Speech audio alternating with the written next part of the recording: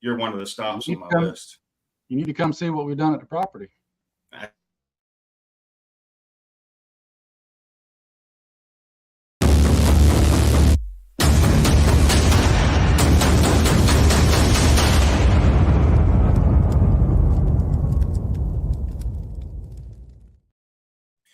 Well, welcome back to the Angry Americans show, because it's always more than me. We are short one tonight. Sue LaRue is otherwise engaged and not going to be here with us this evening. So filling his spot is going to be my good buddy John Ammons. Uwari Gear, Alpha Charlie Concepts. Been a friend of mine for years, actually, and makes some of the best web gear on the market, in my opinion. But if you want some of it, it's going to be worse than waiting on one of my books. I'll just put it that way. That's accurate. You stay back ordered. And it's been a snowball of a perfect storm. Yeah. Well, as always, guys, we have T with us with Mountain Readiness, and Emory Morgenstern with Prime Combat Training and Tactical Rifleman. So, and then John, of course. So what have you been up to, John? What's been going on in your world, man? Man, story of my life is get up, get coffee, make gear, at some point eat dinner and go to bed, maybe squeeze in a 30-minute workout and then do the same thing the next day all over again. Yeah, just grinding it out. Sounds like finding time in between every once in a while just to work on personal stuff up at the camp out place, and that's it. Just life in general, you know. I can dig it, man. I can dig it. So you're tracking the news and goodies, I'm sure. Oh yes, unfortunately, you always are. Yeah. You watch what's happening in Africa. That's starting to. There's about to be a party over there, and it's going to be lit. It's going to be seriously lit. With everybody talking about attacking Niger now, and then those talking about helping defend Niger. So. The cards keep shifting more every day, and every day it's I don't particularly myself like the way it's shaping up, but me neither. It's not going to be good. It's going to be a bad thing. Emory, you tracking that at all? What's happening in Africa right now? You know, I haven't been focusing on Africa that much because there's been a couple other things that I've been spending a lot of time on. Some of them in the news, and some of them are some of our friends having trouble. Oh, what news are you watching? Well, there's a lot to track in Israel. There is indeed. One of these days, we're going to do a whole show on that. I want to talk about what's going on over there. Yeah, and maybe I can bring in somebody as well as a guest who who knows that stuff even better. But that'd be awesome. That's easy. That'd be awesome. Let's do that. Yeah, there's some of the stuff I have to track. I'm not going to get into here. The reason being, some of us may have to be going on some trips. And when you go on trips, you got to know what the hell you're getting into. I mean, your friends. Yeah. You got to do your research before you hit the AO, man. Yeah. Which is something, it's interesting because we teach a class at Tactical Rifleman where we talk a lot about that. It's called high risk travel. Mm-hmm. And I was just talking to Carl about it today because he's sent his wife and daughter out on a little vacation, and he put them through essentially the scholastic part of the class. And it's funny because now they're wanting to go and do their research. And that's kind of something we're big on is, don't jump head first into a place. Oh, cool. I'm going to Euro Disney in France, whatever. You better know your stuff there, right? When you get there, you better know your contingency plans and your emergency plans, and, be on the lookout, pick the right place to stay in, the right, that kind of deal. Change your routes. All the things.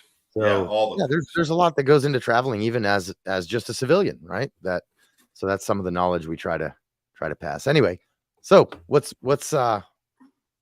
get into the Africa deal then. Yeah, well, before we do, since Sue is missing tonight, guys, tonight's giveaway, and I haven't exactly determined what the giveaway will be yet. I just did. It'll be one of the license plates is what we'll give away tonight. So nice. Tonight's hashtag is a boy named Sue, because he's not here, and we're going to keep his memory alive. So you guys know the deal. put a boy named Sue and hashtag a boy named Sue into the comments, and StreamYard will draw the winner randomly later.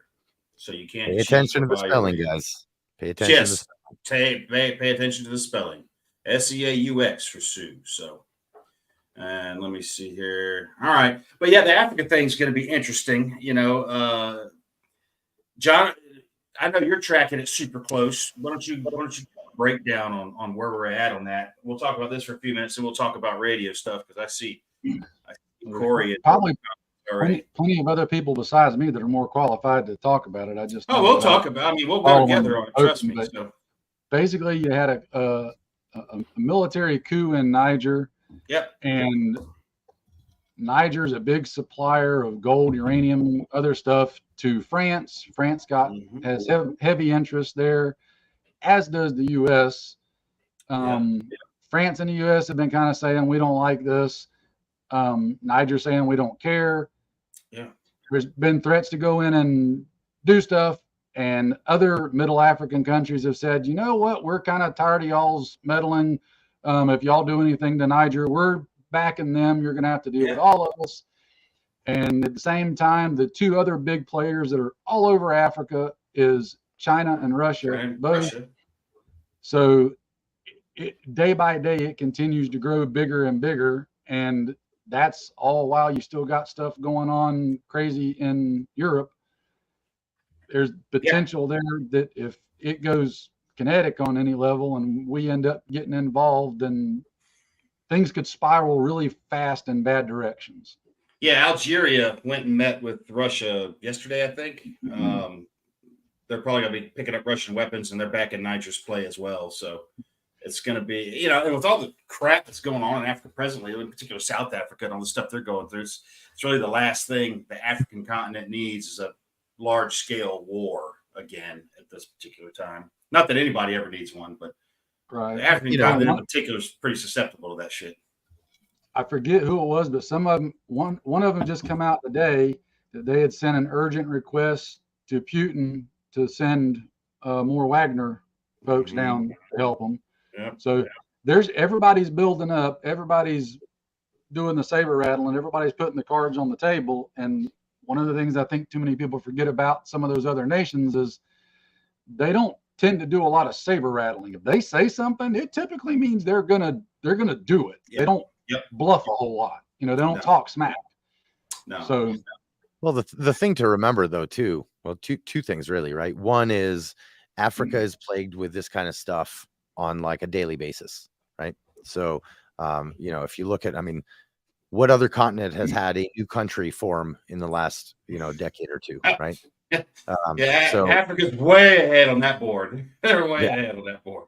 Yeah, so Africa, you know, that happens, and you know, South Africa, ever since the fall of apartheid, which is wonderful that it fell on one hand. The other hand is South Africa is now also tremendously suffered. So all the way from, you know, from North Africa and Libya and everything, including Egypt, all the way down through South Africa is just a complete mess. And part two that we have to remember is not many things in Africa happen anymore without a guiding hand from other places, right? And namely, in the last couple of decades, China and Russia. And it's been an ongoing thing. I want to make sure that at least our viewers are aware, right? That just because that's on the news today, look into it a little deeper, because stuff didn't happen yesterday or didn't start yet. Yeah, this has been building up for a long time. So in Niger, for those that don't know, like John said, they were a French colony, for lack of a better term. They weren't governed by the French, but the French had a very heavy influence there. And the military deposed the French-leaning president and installed a military junta for now, who's very Russia-leaning. So did they let the president go? Because they were talking about letting him leave the country, but then I heard talk that they weren't going to let him leave, and I don't know where he's at right now. I haven't followed up on it today to see. Yeah, I thought he did. I haven't heard. Okay, so he got out. That's what I was curious about. That's another one of their kind of favorite things, you know, is punishing the former guy. So yeah, it's not looking too hot. And then Russia is hitting they stepped out of the grain deal in Ukraine and said any vessel approaching Ukrainian ports will be considered an armed combatant and treated as such. And they're hitting the ports and the grain storage places. And yesterday they hit one of the grain storage facilities, and the price of grain on the global market went up 6.5% because of that one attack. They're thinking that they're not going to be able to get that deal up again. Damn it. And start shipping grain again. Ukrainians have been really ticking off the Russians, right? Especially this week, unusually. Five drone strikes in the heart of Moscow. That's pretty serious business. Yeah, but watching Ukraine, it's a couple things. Number one, I know, John, you're a big fan of stuff like this. These things here, it shows the importance and vulnerabilities of using these damn things. And then what a commercial like a DJI drone will do for you. Those things are fantastic. I've had one for years. I've got a mini that'll actually fit in a mag pouch on my chest rig and stuff, so I can carry it in the field with me. And I've played with it in the field, but seeing what those guys do with it and the fact that they do have auxiliary uses to them has kind of changed the game for Ukraine. You're taking a $600 drone and destroying $1 million piece of armored equipment. So it's kind of crazy watching that. They do have a combination too, right? A lot of the low tech stuff they were using at first until gear started flowing in from other countries. And they literally were ordering crap on Alibaba or whatever. Yep. And and just kind of engineering, clamps to just let go of the grenade or whatever. 3D printers and a drone, man. Crazy. Wow. They have a combination, right? So they got the best of both worlds. So they got all the cheap ones that they can just get rid of, and if they get shot out of the sky, no big deal. And they also have some incredibly high tech stuff going on there that we don't hear about. But rest assured, it's there. I know. Oh, they've got high end stuff for sure, but they're still using like their FPV drones. Those are super cheap, quickly made. Little drones that they attach ammunition to and just fly it directly into it. And looking at the triggers that they make for them is interesting too, depending on whether it's like an impact detonated munition or an electrically detonated munition. They'll make wire triggers that go out in front of them. And so it's really interesting watching how they're doing what they're doing. Just taking notes, just taking notes. It's not a thing. Yeah. I mean, purposes. To follow up with what you're saying, I think how they're using the drones mechanically is fascinating. Yeah. Another really fascinating aspect is the tactics that they're coming up with, because this is crazy, right? Until the Ukraine war, we thought that war is over. And I don't mean there's never going to be a war again. I mean, we all thought that war is never going to look the same, right?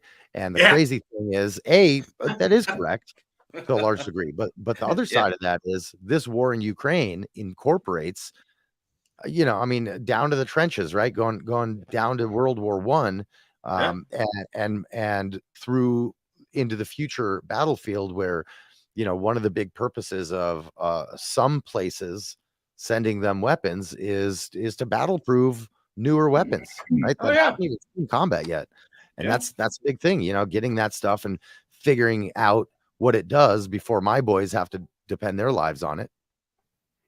Absolutely. So and too, there's this talk, John, do you believe the discussions that are taking place that Putin's actually holding his professional army back, and that he's simply using conscripts and reservists and things like that and putting them through the meat grinder while he's still maintaining the bulk of his professional army? Honestly, I think there's something to that, because as much as I'm no fan of the man, he's not an idiot either. No.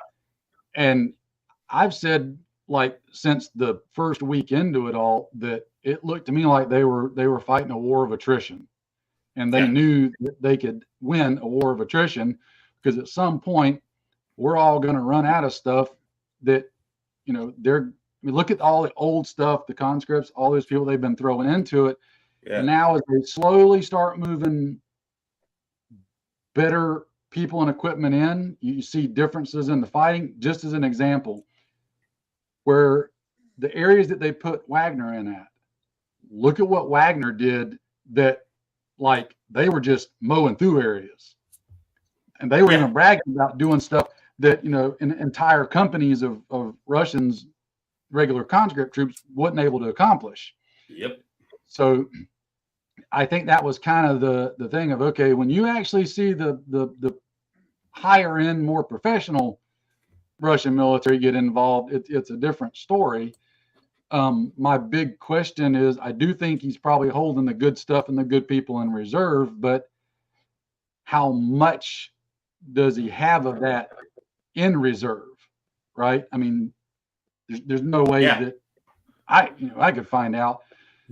So I don't know. I still think it's a war of attrition thing, and looking at what us and NATO have been throwing at it, the reports coming out about what our own stocks are looking like and not looking like, knowing people that are in who are quietly able to say, yeah, we've got some supply issues right now for ourselves. I don't know.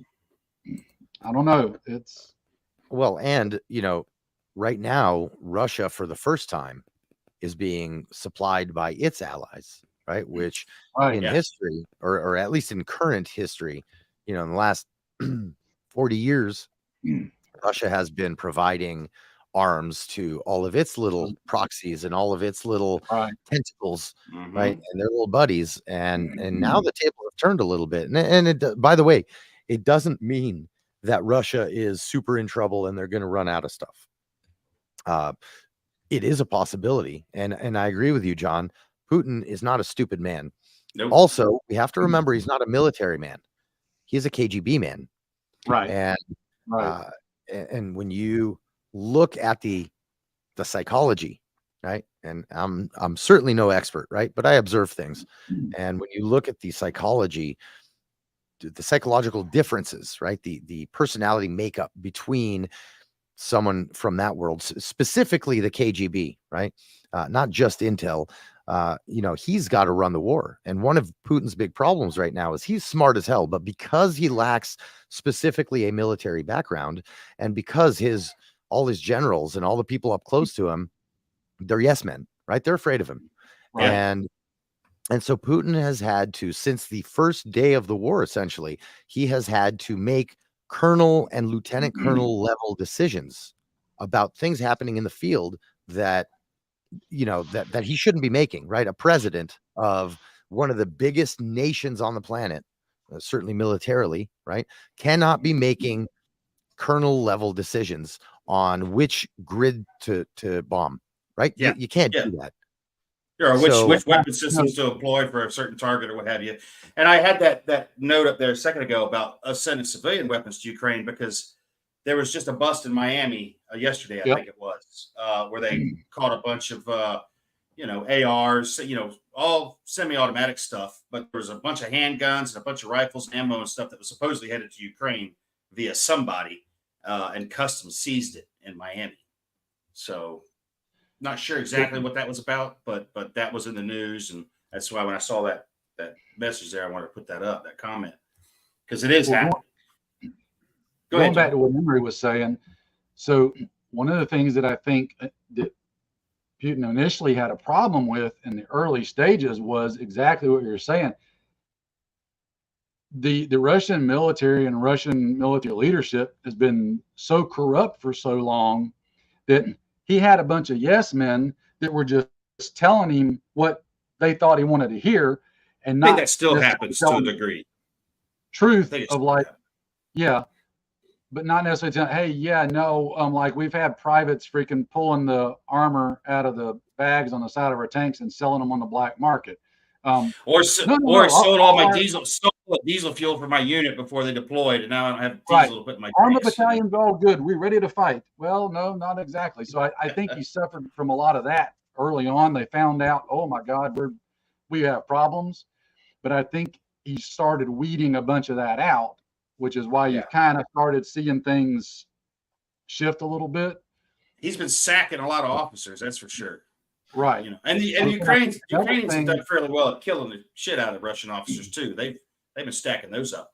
But I want to go back to, so I don't remember if it was Emery or John, one of you two said it, and T, you don't have to be a mute up there. You know, this is a participatory sport. It's not a spectator sport. I'm just, you know, I'm enjoying all you experts on this. Is what it is. You guys, you know what expert, a whole lot more. You know what expert means, don't you, around. T? When you break the word down, ex, previous, or former, and spurt, short burst of energy with no staying power. Nobody wants to be that. Man, isn't that anybody 45 or older at this point in the game? No, sure. And that's an Alan K. I'm just going to admit it. There's not a lot left. Well, we're gonna segue into something else that goes along with this. But one of you two earlier mentioned about, we were talking about the professional fighting force and their ability to fight versus what the conscripts and the penal units that were there and how they reacted, which is typically to run away at first contact. So you have a difference between professional soldiers and those that are pressed into service, you know, conscripted. And here in the U.S., we're starting to see a lot of articles right now coming out of the left in particular about we need a draft. Right. The military is not meeting their recruiting goals and stuff like that. And so the left is starting to call for a draft. And we're going to take a quick break to show you guys a Mountain Readiness promo, because Mountain Readiness is coming up in October. And after we come back from that, we're going to talk about draft here in the U.S. for a minute. So hey, folks, this is T, and this is Mountain Readiness.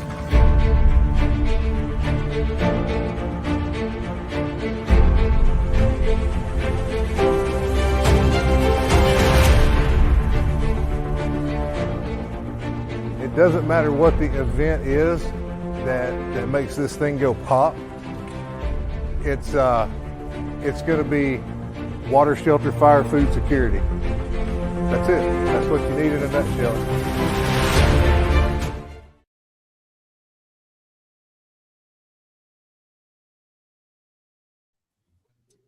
So the website is live, correct, T? You are selling tickets now. So you guys go grab your tickets and meet us up at the Van Hoy Family Campground in Harmony, North Carolina, October 20th and 22nd for Fallout. And this is a family-friendly event this time, correct, T? Most definitely. We're going to let the kids trick-or-treat the campsites and do all kinds of stuff. We're going to have trick-or-treat. We're going to have a costume party. We're going to try to get some bands in there and mingle and the classes. We're going to add some more classes. Check out the website. Go down through there. We got different classes up. We're going to add a few more, but we want this more to be a hangout and fellowshipping with like-minded individuals. Is what we're focusing on this one. And by the way, Sue, I see just threw a message in there for Emery. If you didn't see that, Emery. Yeah, right there you go. Emery. Soiled his spy. Sue, you have no idea what I'm doing to your spot. So you know. All right, man. And that's for the after show. By the way, this is single-handedly the most uncomfortable chair I've ever sat in. Just FYI. So thanks, buddy. You know, you're not supposed to sit on the saddle horn, right? You know, like it's not. What? The floor was dirty. I flipped the chair upside down. I don't. And then it all went downhill. Oh yeah, family chair. Yes. But back to what I said before. So you know, the United States has always had a professional military. I mean, we've had drafts there in Vietnam, you know, that kind of thing. But World War II.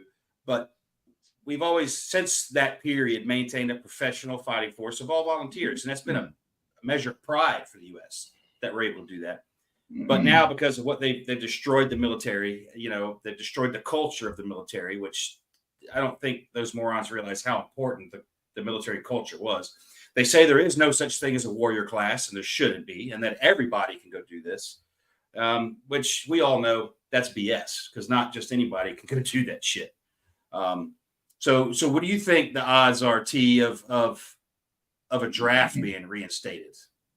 And what you think, good or bad, if they should do it or not?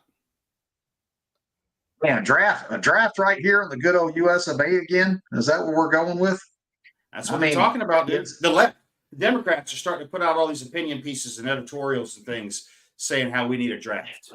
That we need a draft. And I get it. Is there really anyone who's how many draft Dodgers will we end up with at that point? That's my question. Now, how many Clintons will we end up with when that comes if it actually happens?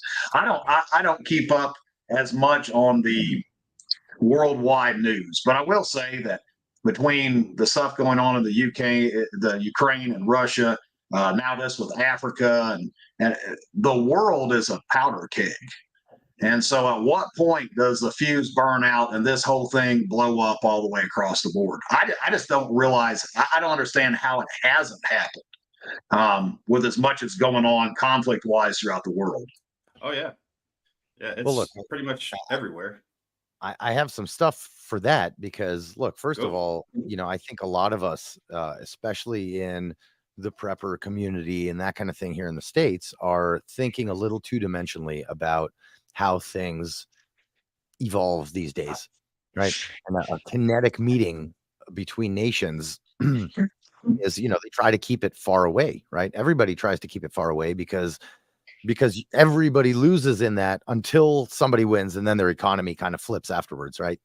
But during the war, everybody's losing, and it's whoever runs out of their resources first is typically, that'll be a reason to lose, even if you're tactically superior and strategically superior. If your reserves, if your ability to produce things and to mechanize things from one place to another, once you run out of that option, you're screwed, right? So that's why proxy wars have become such a huge thing, especially with communications being what they are today, right? It's easy right now to send information semi-privately, right?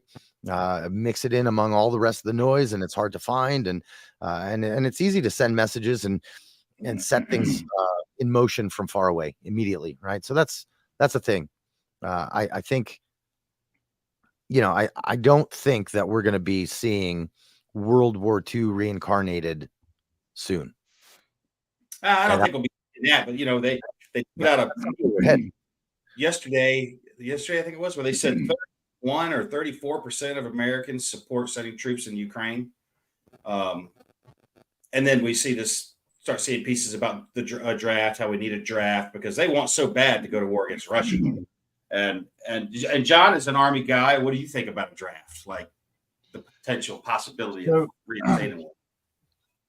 Here's my thing, and you'll have to kind of use your own extrapolating thoughts on this. The last time we had a draft was Vietnam era.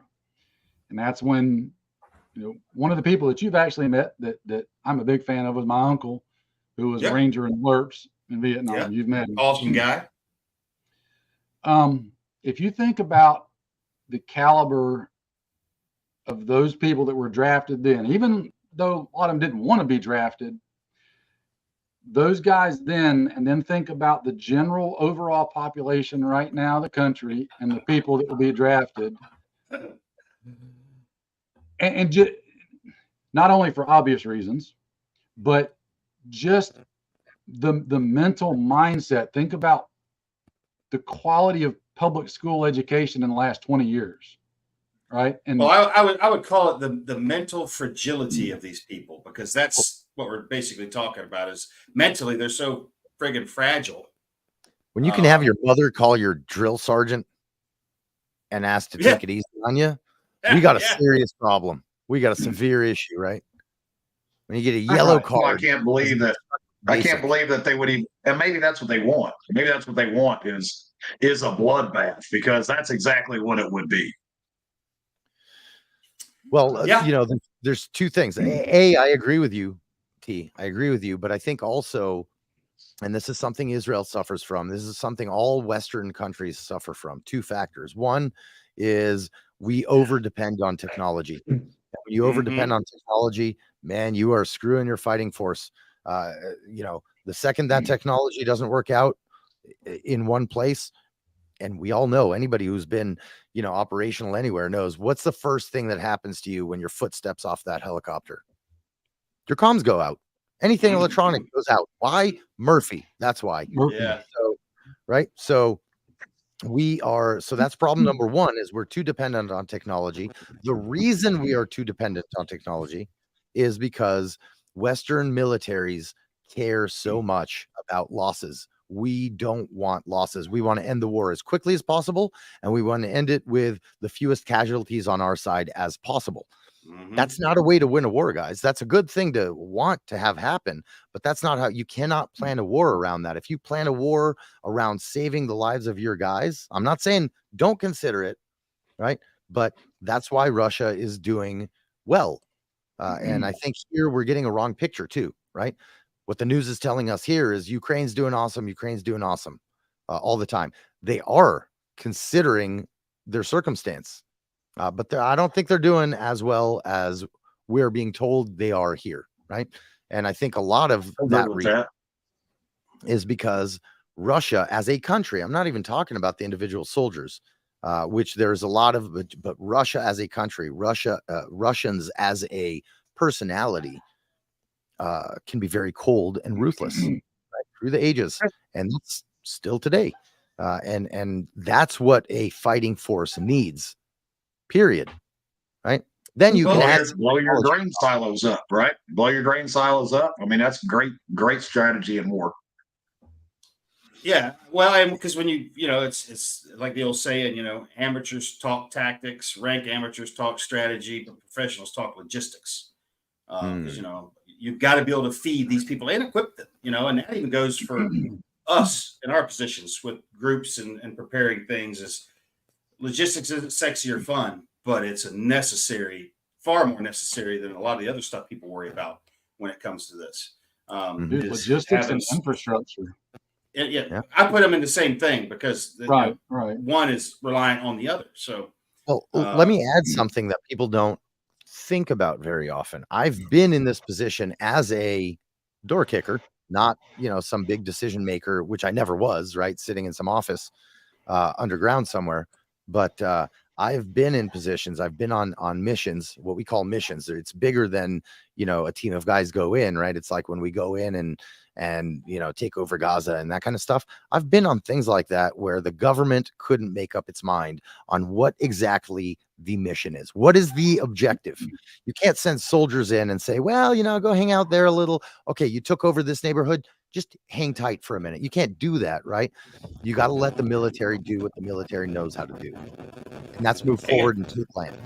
Yeah, just break shit and kill people. That's what the military does. That is a big problem that all Western countries are facing now.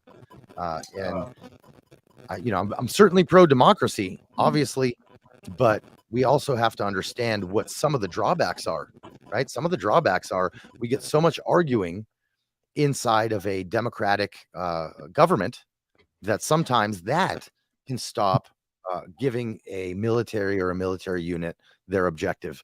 And that's every bit as big as John, you're 100, the whole logistics thing, 100%. But yeah, there's so many factors, and these are things that Putin's actually got down pretty well, right? He's good at that. He just doesn't have enough. It goes back to the idea of a war of attrition. I mean, the simple numbers don't lie. And, on that same note, so to tie in the Russian thing back in just real quick to Africa, when we were talking about, Chris. Yep. I was thinking about this the other day, and I find this highly ironic that we've had this flip-flopping of leadership in various African countries, right? And let's just be honest, a bunch of them down there are ones that either us or France, NATO countries, have put into power, right? Yep. But now all of a sudden you've got Russia and China coming in, and they're influencing people to put the people they want in power. Yep. And it's literally a role reversal of Russia and China are now doing to us the same thing we did to them through the Cold War. Yep. Same thing. Same exact thing. And they've realized it, and they realize now that, that now is their time to make their play. That we'll never have been this vulnerable, and never probably will be again, hopefully, than we are at the moment because of what Biden has done to the country as a whole. Let's go back though before Biden, right? Because it goes. Way I don't like him. Biden as much as anybody else doesn't like Biden, but one of the things we have to realize. Let's go back to Trump a second. And this is not a pro or anti-Trump anything. This is just, here are some actions. There are a lot of things that he did that I agree with. But for example, saying, hey, look, we're, you know, if you're not America's business, then we're getting out, right? And we don't want to just have tentacles wasting money places. I have a severe issue with that. Not in concept. The concept I agree with 10,000%. What I disagree with is you cannot just pull out of places. You cannot just pull aid out of places. I'm not talking about Iraq and Afghanistan, right? I'm talking about other places that we had more under the surface aid, right? And you can't just pull out without destabilizing and creating a vacuum, right? Well, how did and this come to be? yeah, power pretty hates a vacuum. You know, power will always fill a vacuum in one variety or another. Let's Whoever's got the take most a guns. quick minute. We're gonna. So for those of you that don't know, we do another show right after this on Rumble called On the Rocks, and that's a little freer discussion. We talk about shit over there we can't talk about here. So we're gonna run a quick promo for that. We'll be right back and pick this up. Keep running with it. Politics in America is like traveling down the highway. If you're in the left lane and being passed on the right, you are the problem. I love those things. They're so good, man. That's just great. That's just He's great, such a man. good I love it. voiceover, dude. But It is. no, you're right. Power hates a vacuum. So some power is going to fill it, whether it's the local warlord Steve or, you know, another nation state stepping in. Yeah, Xi Jinping or Putin, whoever. They're going to step in. How did ISIS come to be? Not how who sparked the idea, right? Yeah. But how did ISIS actually gain power? Right. The reason they gained power is because of the way Obama pulled us out of Iraq at the time, right? And left behind the stuff, left behind tons of vehicles, tons of weapons. Sound familiar to anybody? Right? Yeah. You know, and what happened? I remember the first week. I remember watching drone footage. I remember why I was living in Israel at the time. I remember watching drone footage of a convoy of, you know, I don't know the exact number, you know, a dozen or, you know, 24 little technicals, little vehicles racing across the desert in Iraq. And by the way, you know, and there's a U.S. jet in the air going, all right, you know, let me do this. Let me push the button. Let me push a button. I'm paraphrasing, obviously. I don't know pilot talk. And no, they didn't get a green light, right? ISIS could have been squished when there were like 50 guys and everybody knew about it. America knew about it. Everyone knew. We could have done something, but the politicians didn't let it happen, right? And so we created a power vacuum. We did that. And then we wouldn't do anything about it. And that's the problem with our current administration is, you know, they create things, whether they know that they're doing it or not, and then they don't take the right action afterwards. Well, it's almost like they don't consider the second, third, fourth order effects from this stuff. Exactly. You know, I mean, it's Or like do their they? Carver matrix is fucked up and they're not thinking these things all the way through. What'd you say, John? I said, or do they? Or yeah, this may be all their goal. And somebody in the comments mentioned about how this is all leaning towards like the one world government thing, and it is. That is definitely the direction that they're trying to take this stuff. Like I said the other night, you know, Ukraine has a digital currency and digital ID now that was implemented there by USAID. They came in and said, "Oh, we'll set this up for you." So it's what they want. You know, our central bank digital dollar is you know a thing now, and it's only going to be time before they start pushing up the digital IDs. And I think that it'll be the left will be the ones to push it, of course, and they're going to use elections as their reason to get more people to buy into it, saying that this will make our elections secure. You know, we'll have 100% verifiable IDs, digital IDs, and that's how they'll get people on the right to support it, because they'll say it's going to make the election safer, which I don't believe that for a second. They're still going to scam it one way or another. Just my personal opinion. Tell you what, you know what? Can I take a step back a second to a couple of questions ago? There's something that came to mind that I've been waiting for a few years to say this to the public on the internet. So here we go. I've been saying this to, and you know, you guys that know me well know that I've been saying this for years. One of the ways I think that we can not solve, but help to correct what's going on in our country. Going back to the draft thing is not a draft, but what I think is we need to have mandatory military service. If I were the king of America, and I say that way for a reason, if I were the king of America tomorrow morning, when you turn 18, boy, girl, gay, straight, I don't care what, you are going to do community service. And the military is not for everybody. I get that, right? But first of all, the typical number is about 3/4 of any military force is non-combat arms, right? So there's plenty of stuff that's not fighting. But when you join a body like that, then you start, you serve your, even if it's minimal, even if it's just a couple of years, you start understanding when you get out that there's a much bigger picture than me wanting to stay and play my PlayStation at home, right? There's a much bigger picture than what I want, what I think that I need. And you're out helping, right?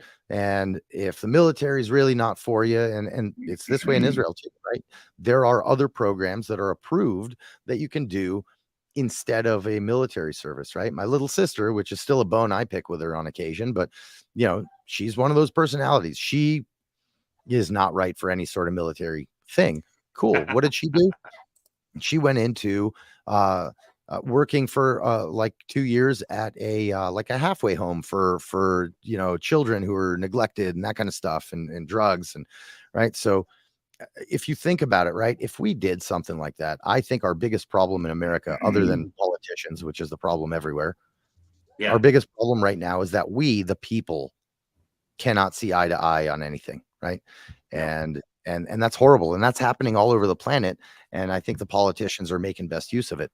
And so by creating a system in which our kids, by the way, this will make our kids do much better in college, right? Now that they've gotten a little more maturity and a bit of it'll make them better all the way around, because they are going to get that dose of responsibility early enough in their lives for it to take hold, not wait until they're 30 years old to get responsible about something. Exactly. So you're not wasting your parents' college money, right? On partying and getting laid and whatever. Cool. Okay. Everybody wants to have fun when they're a kid, but go do something and be a part of something. Be a part of something that matters. And while you're doing that, you will be part of that melting pot, that social melting pot that takes from every piece of society, right? And I think that's a great way to get people to start communicating again, right? Make America a team again. How's that? Yeah.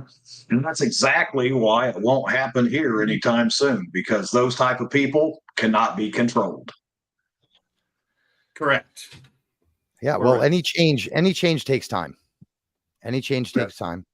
But and that's actually exactly why also I started by saying, if I were king of America, right, I'm very glad we don't have a king, but some politicians, I don't know. Matt, you got my vote. Angery. Let's make him. I believe that a mandatory period of service would be a good thing. I don't see nothing wrong with that. I agree. You should have to do something, and you shouldn't be able to buy your way out of it. If you come from a family with money or whatever, definitely not. This is mandatory service, and there could be options. It doesn't have to be the military. It can be something else, but it needs to be a community service for 2 years. Yep. Absolutely, I agree with that one. There are examples of where it didn't work, by the way, like lots of them. France. Yes. Yeah, the French haven't been exactly stellar on that end. Yeah, no, they canceled it. They canceled their military service, their mandatory service, because I know plenty of people who are like, "Oh yeah, I was in the army." French guys. I was in the army. Oh, really? What'd you do in the army? I swept sidewalks for 2 years. Yeah. Yep. Yeah. John, you're being awful quiet, man. Oh, just enjoying the conversation. I ain't got to talk to you forever. Just so you know, I'm not going to spoil it, but that last comment that you put up, that's actually somebody I know, and he's a pretty doggone smart feller. He just sometimes pretends that he's not. I'll have to tell you about him. Which comment? Your freedom comment that you put up. Oh yeah. Okay. Yep. Yeah, that's somebody. Yeah, the obligatory service one. Yeah. Yeah, I'll tell you about him later. We'll do that. But it's funny he said that, because the military DOD just came out and said that the trans service members can, defer deployments, and all kinds of stuff. They don't have to. They can be in the military, but they don't have to participate, I guess, is Right. one way to look at it. This goes back to what I was telling you earlier. If we had to do a draft, think about who's going to be getting put in there, and think about the different dynamics between the current draft pool and the last draft pool in the Vietnam. Oh, yeah. Yeah. It's very, very, very different. It would not bode well. I don't believe. It was like when we were growing up, we're all fairly close age. I mean, Emery's a few years younger than us as a whole, but what's he like, 22 or something? Yeah. Oh, I like you, John. I like you. It's been a rough 22 years. He don't have any white in here yet, so he can't be that old. Oh man, I've been hanging now out with Sue. because Every time I hang out with Sue, I get like 6 new white hairs. I rip them out though. I was thinking maybe just for men or something. Is it a just for men thing? Because I did that once. Don't do that shit. You'll regret it. Trust me. Don't. Actually, Mel T, did I that to use just for bear Jews. just for bear Jews. It's very exclusive.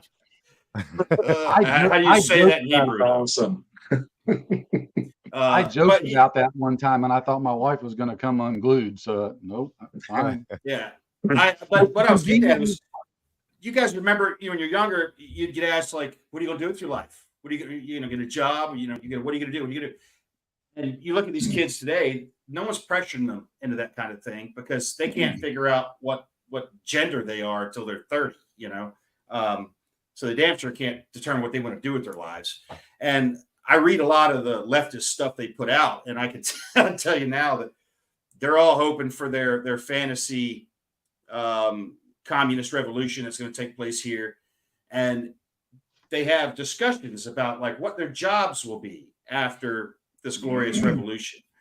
Not a single one of them ever says anything like work in the fields, or any kind of manual labor. It's always librarian, interior designer for the proletariat. Yeah, lots of librarians. Starbucks barista. Shit like that. It's all stuff like that, where they think that they're not, because they were part of the revolution, they're not going to have to participate in the physical labor side that was required to keep the country going. That will be our punishment, is how they look at that. That they will make us do that work while they can all sit around and do nothing, which isn't working out so well for us right now. Because I saw a stat earlier today that Q3 borrowing by the Treasury 2023 will be $1 trillion for 90 days for that one quarter. Wow.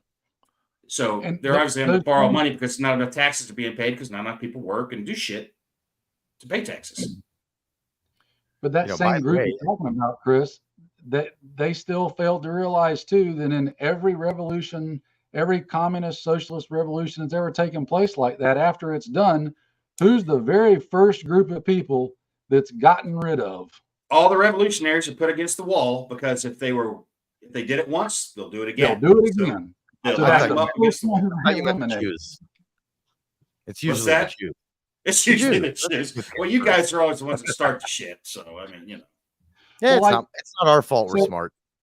My youngest son's 22, going on 23, and he darn near can't stand to be around people his own age.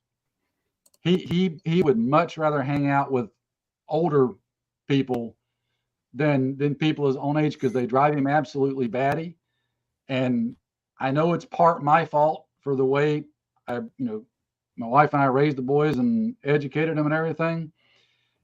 But it just drives him nuts. He comes home every day from work and is just telling me just like it's a struggle every day for him not to just want to choke people out for their stupidity. Oh, I can imagine.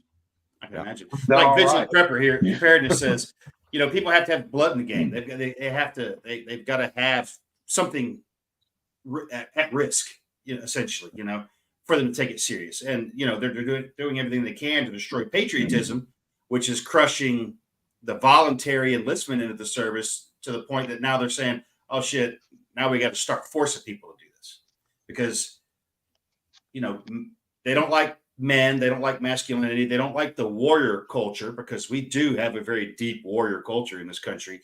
And that's something that scares the shit out of the left. And so they're doing everything they can to demonize it and get rid of it. But again, they don't consider second, third, fourth, fifth order effects of things.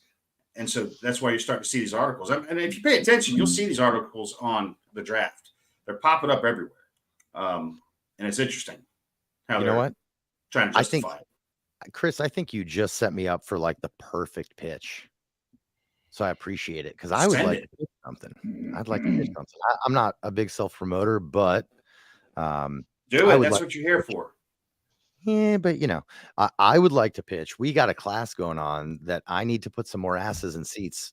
And it is not this coming weekend. It is the next weekend. It is August 12th and 13th. And it is a class called Gun Runner Pistol. And I'll describe it a little bit. It's a new class that my good friend Chad and I designed. And the idea is, when you go to training, right? When you go to a class, and I'm talking about good classes, right? Not your NRA people classes.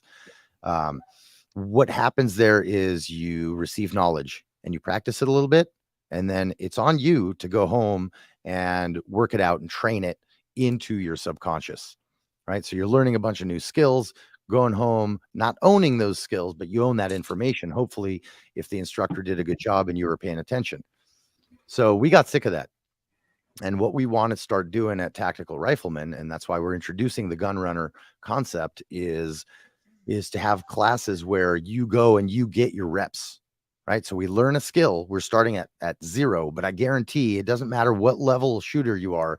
This class is for you, right? This one focuses on pistol only, and you could, whatever pistol you got, and we are going to do a skill deep dive into the core principles of each skill, and then do reps and reps and reps. Right? Cool. We're going to do just this, and we're going to do 3 mags of nothing but this. So the class is 2 days. It's designed to be essentially boring, in my language, right? Because you're getting that repetition, but you're getting that repetition under a microscope. You're doing it correctly so that you're not going home and messing up your dry fire and getting the wrong things inserted into your subconscious. So it is August 12th and 13th. It is at Montgomery County Shooting Complex, right outside of Clarksville, Tennessee. And if you want to sign up, guys, go to tacticalrifleman.com. It's MAN at the end. There it is, tacticalrifleman.com. Go into the store tab, and then you will find that class down there towards the bottom. Yeah, and I've taken several classes. I don't know why I can't talk tonight. I've taken several classes with Carl and the instructors, Angery and Z, Chad, all the guys that teach over there. Chad Mormon, I was talking about, just so you know. But they're fantastic instructors. They're some of the most fun classes I've ever taken. And you also learn a lot. No one likes to spend money on training, but when you get with a group of people like this, and then too, the students that come to these classes are always awesome. I see a lot of the same faces. I've made friends just by attending these classes. And so I can't stress enough the value of training. And Carl and Emery, Rosin, those guys, they're fantastic. Z, all of them. And I can't recommend them enough. And you need to go do it. Thank you, you need to go train. Corey, kiss my ass. You need to get out there and train. You can have all the cool guy stuff in the world, but unless you run it, and like Emery was talking about, get the reps in, because that's what matters. You might look good on a range, but then you're going to fall the hell apart when the pressure gets at it. Mm-hmm. And T, by the way, T, get your stuff together, because I owe you big time. And I want to bring that up too. This year is kind of funky, and I know you're super busy because you've got all this other stuff going on, and we will definitely get together. I want to try to set up a class for you here, so maybe you can come hang out with me and Amber, and then we'll do our thing, and then we'll have you a class already set up, so you thought we can get a little coin rolling in your pocket, and then we do another class right then, just back-to-back classes. I'm all about it. But I definitely pick some dates, Emery, and Rifleman as well. Yeah. Pick some dates and let's start promoting that shit. I'll come up. Let's do it. There too. Let's do it. Yeah, man. Let's make that happen. Yeah. John, you gonna come up to North Carolina and do mountain readiness with us, man? You really should. I know you're busy as hell. But I want to. I just got to look and see what I can work in, because just with being so far behind and stuff, it's hard to break away. Basically, basically just bring your equipment up with you, and then you can just sit in a booth and you can work just while you hang out. You know, everybody walk by, say hi to you, stuff like that. Maybe we can find you some cheap labor. Huh? Yeah, that'd be nice. Get them some cheap labor thrown there. You know, maybe some Sally Struthers. You know, some of the kids you have working for her. I don't know. all right, guys, if you haven't got your hashtag a boy named Sue in for tonight, do that real quick, because we're gonna do this draw in here in just a minute. Like literally, I'm gonna give it 1 minute for anybody who needs to put it on. Boy named Sue, and like I said, that'll be for a license plate, and we'll get that shipped out to whoever wins it. And then we're going to be doing the On the Rock show. That's only through Patreon. That's why I didn't throw the link on there. That's through Patreon. We do it on Rumble, though, so that we don't have issues.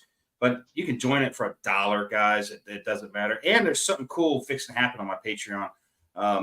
Now that book 12 is essentially done, I'm tweaking a couple things, but I think tomorrow it's going to the editor. I'm going to start writing another story on my Patreon page. And I'm going to put up the first part of it tomorrow or maybe Friday. And the beginning of it is a choose your adventure. I'm going to give you 2 beginnings, and you guys will pick the one you want, and that's the one we're going to run with. So, yes, Egghead, essentially done. Not completely done, essentially done. All right, you guys have gotten what's that? You know what I'm waiting for in book 12, right? we got to talk. We got to talk. It's not yet. But it's coming. I'm waiting on somebody to show up with some cool gear in the book. That's all I'm saying. You never know, man. Well, you never know. But let's do this giveaway real quick. With it, but it's on back order. It's but hey, they didn't have 2 years to wait. Morgan, maybe I should have Morgan trek over to Jacksonville to break into the garage of this house where he was waiting on an order to come from. Boom. Oh, I got a whole story I can give you for that. He got let's do our giveaway real quick, because we're starting to wind around the clock here. So let's see who's going to win. I love this automated thing. It's like watching the Price is Right wheel roll. And go for it. There we go. Tick, tick, tick, tick.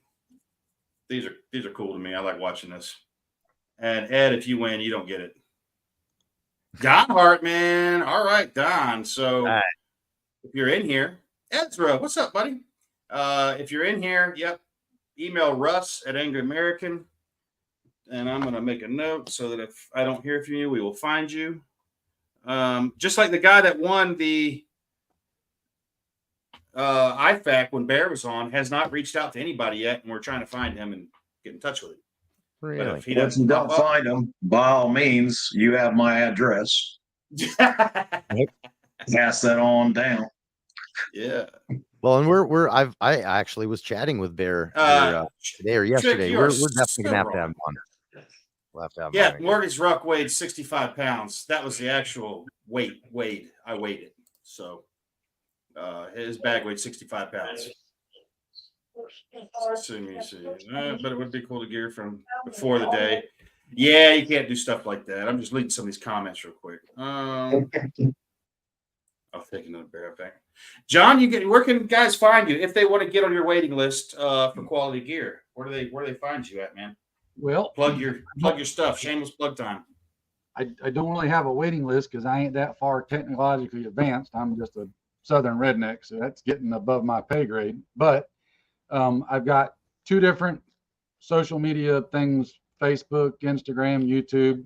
One to be under either UW Gear, or the other be under Alpha Charlie Concepts. The UW Gear stuff is pretty much just business related.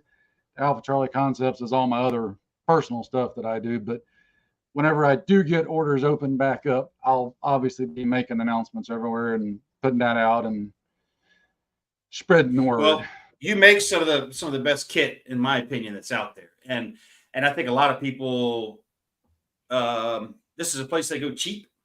Not saying that your kit's expensive, but you know, they buy the Condor or the Wish, you know, .com shit that's just not gonna perform for them.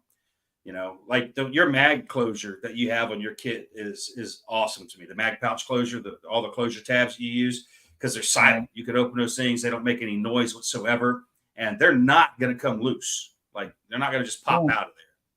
I mean, that's been my whole thing the whole time, is to make something that actually works out in the bush in the real world. I tell people all the time, if you're getting my stuff and expecting to do cool Instagram shorts of your split times, my gear is not for you. If you're going to actually have to be out there, God forbid, in bad times and bad crap, and where you're getting dirty and sweaty and bloody and muddy, that's where my stuff's made for. Yeah. Not when you're living in the suck. John, I got a question.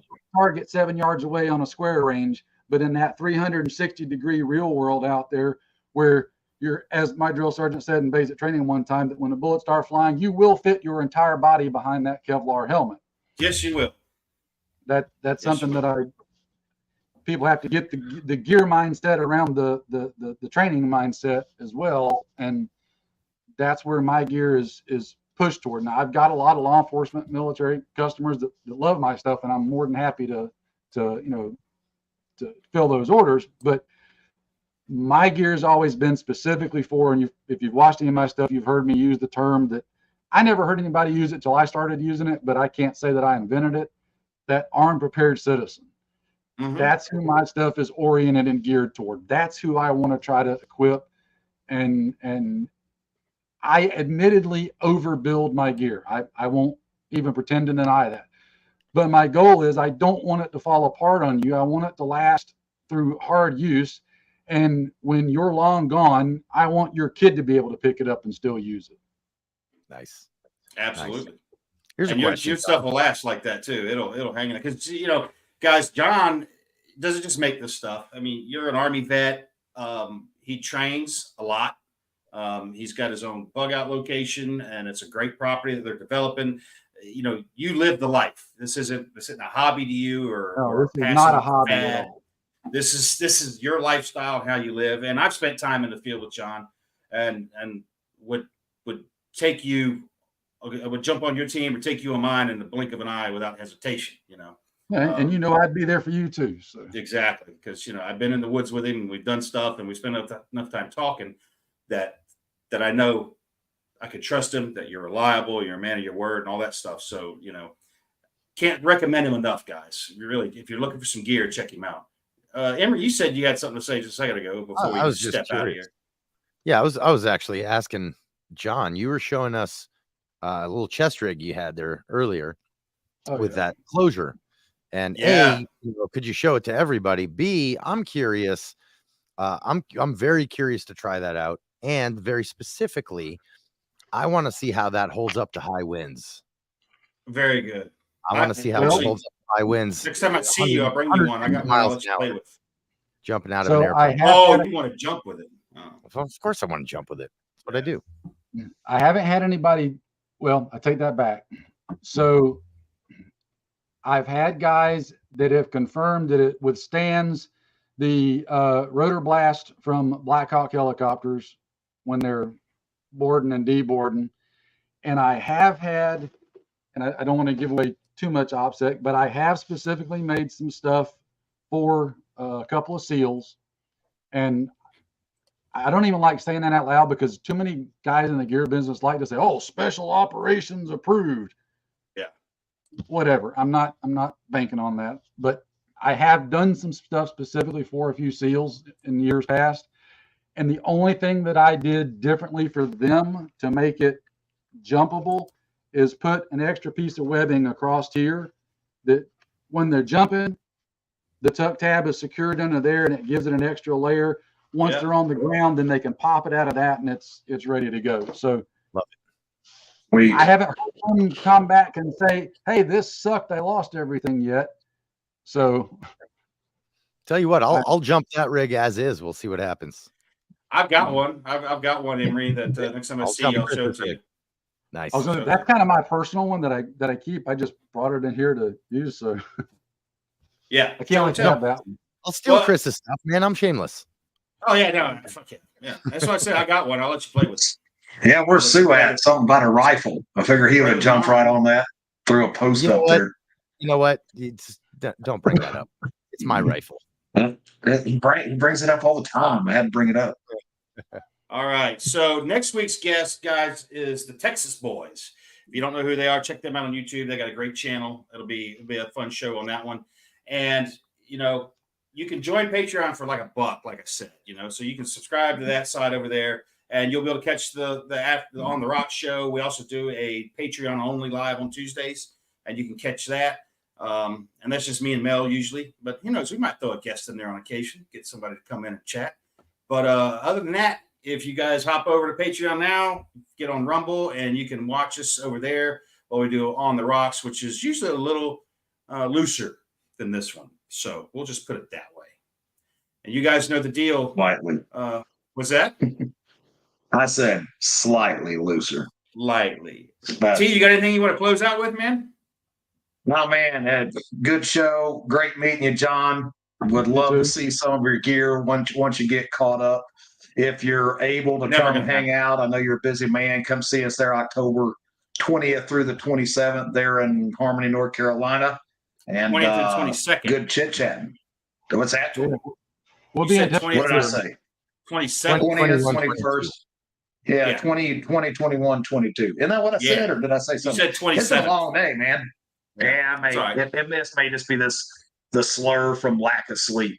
Is that why this Good is? show, guys. Good show. So, and again, guys, to watch the after show, you got to be a patron of my Patreon, and you can join for $1. You don't have to pick a level, do it, whatever. Emery, how do you want to close out, man? You know what? I just want to keep America, America. That's all I got. Let's keep doing what we're doing. Well, no, let's not keep doing what we're doing. Let's try to do some shit What better. we're doing, not what they're what doing. we're doing, What yes. we're doing. Yes. Yeah, not what Sitting in everybody the- else doing. Sitting in the box seats throwing peanuts at it. John, how about you, man? You got anything you want to close out? And guys, the Patreon thing is on the screen, so you should be able to see that. Go ahead. Go for it, John. Nah, I appreciate you having me on. It, you and I trying to stay in touch is like darn near a nightmare because I don't know which one of us is busier, but Yeah. I will get up and see you though soon because, like I said, now that this thing's pretty much wrapped up, I'm gonna take a week off and not be working because I got a few projects around here I need to do, and me and Mel are considering a big change in things that we're weighing the pros and cons of.